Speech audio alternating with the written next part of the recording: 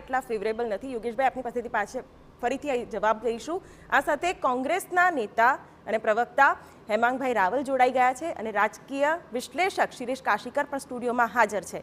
હેમાંગભાઈ, આમ આદમી પાર્ટી વૈકલ્પિક રાજનીતિની વાત કરતી હતી અને કોંગ્રેસ અને ભાજપ સામે અમે એક સારું રાજકારણ લોકોને આપીશું તેવી વાત સાથે આવી, પણ અત્યારે દિલ્હીમાં પણ ભાજપ હાવી થતું દેખાઈ રહ્યું છે અને તમારો આંકડો તો એવો છે કે અસ્તિત્વ પર જ સવાલ.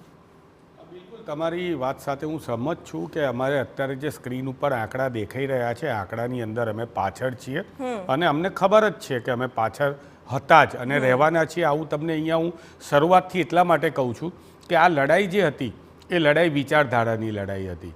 એક તરફ કોંગ્રેસ જેવી વિચારધારા લઈને આમ આદમી પાર્ટી એ પોતે પોતાના મતદારોને રીઝવવા માટે જ્યારે પ્રયત્ન કરતી હોય ત્યારે સૌથી પહેલાં જ્યારે કોંગ્રેસની અમારી વિરાસત એટલે કે શીલા દીક્ષિતની જે 15 વર્ષની સરકાર હતી એના જે કરેલા કામો હતા એ કામોને એનું કરેલું ભંડોળ છે, એ ભંડોળ જે છે એ ભંડોળને આમ આદમી પાર્ટીએ વાપરીને પોતાની સરકાર જ્યારે આગળ બનાવી હોય અને ભ્રષ્ટાચાર કર્યો હોય ત્યારે સ્વાભાવિક છે કે એક રાજકીય પક્ષ તરીકે અમારે લડાઈ લડવાની હતી.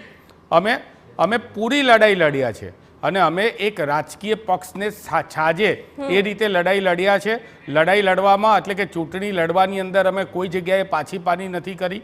પ્રજા ઉપર છે, પ્રજાએ અમને મત આપ્યા છે. અમે જોઈશું કે અમારું વતનું જે વોટ શેરિંગ છે એ ભૂતકાળમાં માત્ર 4.5% વોટ શેરિંગ હતું. અમારી જોડે એક પણ સીટ નહોતી. અમે એક સીટ પણ જીતીએ તો પણ અમને 100%નો બેનિફિટ છે. પરંતુ અમે જે લડી રહ્યા છીએ એ બંને પાર્ટી સામે લડી રહ્યા છે. એક તરફ ભારતીય જનતા પાર્ટીની દાદાગીરી અને ગુંડાગીરી અને બીજી બાજુ આમ આદમી પાર્ટીનો ભ્રષ્ટાચાર, કરોડોના મહેલની વાત હોય. ઓકે હેમાંગભાઈ, પણ ક્યાંક તમે જે પાર્ટી સાથે મળી રહ્યા છો, લડી રહ્યા છો, એની સાથે ગુજરાતમાં ક્યાંક ગઠબંધન પણ કરી રહ્યા છો, એટલે બધું સગવડિયું ચાલી રહ્યું છે. સારી વાત કરી તમે, પ્રશ્ન પૂછ્યો એટલે એનો જવાબ આપો. હેમાંગભાઈ, એના પર આવીએ. શિરીષભાઈ, ના પણ મને જરા 1 મિનિટ એનો જવાબ આપી દો એટલા માટે ટૂંકમાં જ આપી દઉં. ગુજરાતની અંદર અમે આમ આદમી પાર્ટી સાથે ભૂતકાળમાં ગઠબંધન કર્યું હતું. અમે મોટાભાઈ હતા. આમ આદમી પાર્ટીને નોટા કરતાં પણ ઓછા વોટ મળેલા હોવા છતાં જિલ્લા પંચાયત, તાલુકા પંચાયતમાં અમે એમને 2 લોકસભાની સીટો આપી.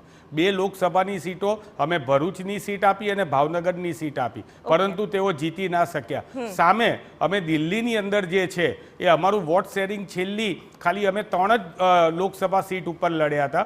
16%થી વધારે વોટ શેરિંગ હતું અને એ પ્રમાણે મોટાભાઈની ભૂમિકા જ્યારે આમ આદમી પાર્ટીએ ના નિભાવી હોય ત્યારે અમારે પણ ગઠબંધનને તોડવાની ફરજ પડી છે. ઓકે, ઠીક છે. શિરીષભાઈ, ક્યાંક દિલ્હીનું રાજકારણ ખૂબ અલગ હોય છે. બહુ સોફિસ્ટિકેટેડ લોકો હોય છે જેના એનાલિસિસ અને એના વિચારો કંઈક અલગ હોય છે.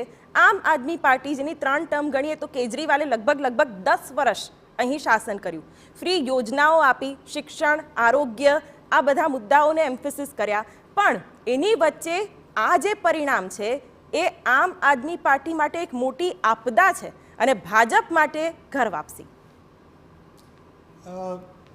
આ છે ને એક અપેક્ષિત પરિણામો તરફ આપણે જઈ રહ્યા છીએ એવું કહી શકાય.